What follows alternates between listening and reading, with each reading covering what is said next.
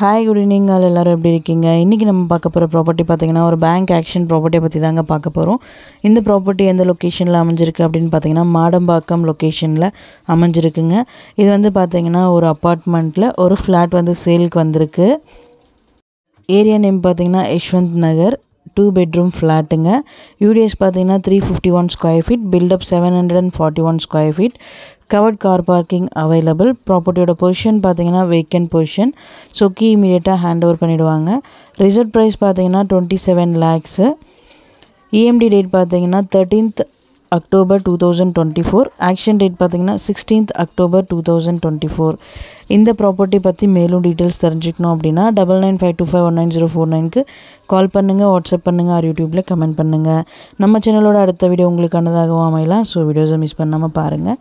Thank you so much friends. Have a nice day.